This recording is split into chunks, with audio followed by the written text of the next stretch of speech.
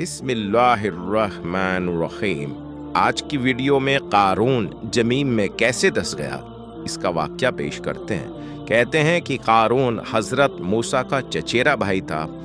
हसीन सूरत पाई थी, उसने अजीबो गरीब इल्म सीखे। वह इल्म कीमिया का भी माहिर था। इसमें इतनी दौलत कमाई, 40 खच्चर उसके खजाने की संदूकों की होजियाँ खींचते। हज़रत मूसा ने कारून से कहा कि खुदा ने तुझे दौलत दी है, 1000 दिनार में से 1 दिनार ज़कात दिया करो। लेकिन उसको यह मुश्किल मालूम हुआ। वह आपसे झगड़ने लगा और हज़रत मूसा की पैरवी छोड़कर उसने सरकशी इख्तियार की। जब वह सवारी पर निकलता तो उस वक्त 1000 जवान उम्दा लिबास और जवाहरात पहने हुए और 300 खूबसूरत लौंडिया कीमती लिबासों में उसके साथ चलती थी। लोग उसकी यह शान शौकत देखकर कहते थे कि काश हमें भी यह सब कुछ मिलता जो कारून को मिला है। जब हज़रत मूसा ने ज़कात की ताकीद की, कारून की बनी इसराइल के जाहिलों को जमा किया और कहा कि तुम लोग बड़े नादान हो, कुछ भी नहीं समझते। तुम लोग मूसा की ताबेदारी करते और उसका हुक्म मानते हो। अब वह चाहता है कि ज़कात के बहाने से तुम्हारे माल पर भी कब्जा कर ले और तुमको कंगाल करके छोड़ दे। तुम लोग की चुप्पी बैठे हो, जवाब नहीं देते। जाहिलों ने कहा कि ए कारून, हम तुझे अपना सरदार मानते हैं, तू जो कुछ कहेगा हम उस पर अमल करेंगे। कारून ने हज़रत मूसा को रुसवा करने के लिए अपने मुसाहिबों से बात की।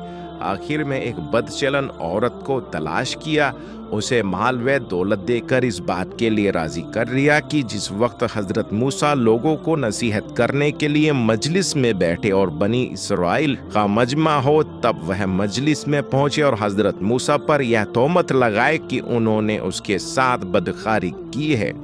इस तरह कारून और उसके साथी यह समझते थे कि बनी इज़राइल के लोग हज़रत मूसा से फिर जाएंगे और तौरात पर अमल करना छोड़ देंगे। इस तरह ज़कात खैरात में माल खर्च करने का सवाल ही पैदा न होगा। कहते हैं कि हज़रत मूसा हफ्ते में एक बार मजलिस में वाज किया करते थे। एक दिन जब वह मजलिस में वाज के लिए तशरीफ़ लाए और लोग वाज सुनने के लिए जमा हुए तो कारून भी अपने मसूबे के मुताबिक निहायत शान व शौकत के साथ मजलिस में पहुंचा और हज़रत मूसा के मुकाबले में बैठकर हंसी मस्करी करने लगा। वह बदचलन औरत भी आई और मजलिस के एक गोशे में बैठ गई। जब मजलिस गर्म हुई तो हज़रत मूसा के सीने में इल्म और मार्फत का दरिया जोश मारने लगा। तब वह औरत उठी और चाहा कि कारून की सीख के मुताबिक वह हज़रत मूसा पर तोहमत लगाए और हज़रत मूसा के किरदार को दागदार करे। लेकिन खुदा ने जो दिलों का फेरने वाला है, उसने जबान को ही फेर दिया।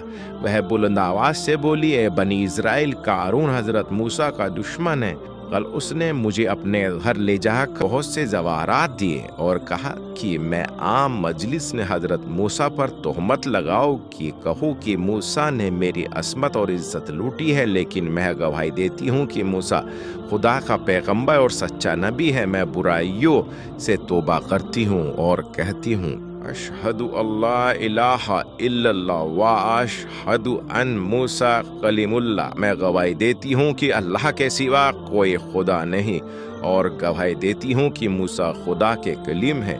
बनी इज़राइल यह सुनकर हैरान हुए और कारून को मलामत करना शुरू कर दिया। हज़रत मूसा का गुस्सा भड़का और वह उसी वक्त मिंबर से उतरे और ज़मीन पर सर रखा खुदा से कहा, खुदाया, तेरे दुश्मन ने मुझे तकलीफ देने का इरादा किया और चाहा कि मुझे बदनाम करे। अगर मैं तेरा रसूल हूँ तो तू उस पर अपना गज़ब नाजिल कर। अचानक हज़रत जिब्रील आए और फरमाया, ए मूसा, सर उठाओ, अल्लाह ताला ने तुम्हारी दुआ सुन ली और ज़मीन को तुम्हारे कब्जे में कर दिया। जैसा चाहो ऐसा कर सकते हो। हज़रत मूसा ने अपने सर उठाया और फरमाया, ए बनी इसराइल, जैसे खुदा ताला ने फ़िरऔन पर मुझे गालिब किया, उसी तरह अब मुझको कारून पर भेजा है।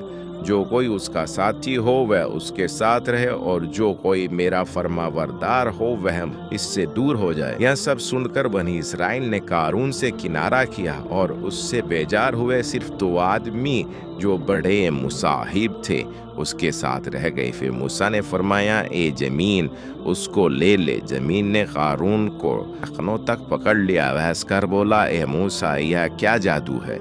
फिर दूसरी बार हजरत मूसा ने जमीन को हुक्म दिया कि वह घुटनों तक जमीन में धंस जा। अब वह लगा खींचने, चिल्लाने और आजीजी करने, लेकिन अब क्या होता है, हजरत मूसा जमीन को हुक्म देते गए और वह जमीन में धंसता चला गया, यहाँ तक कि वह जमीन में बिल्कुल धंस गया। यह देखकर बनी इस्राएल के बारे में हसद करने वाले लोग कहने लगे कि मूसा ने माल के लालच में कारून को जमीन में धंसा दिया। हजरत मूसा ने जब यह बात सुनी तो जमीन को हुक्म कर दिया कि कारून का तमाम माल और असबाब, घर वालों और हवेली और सब कुछ जमीन में धंस गया।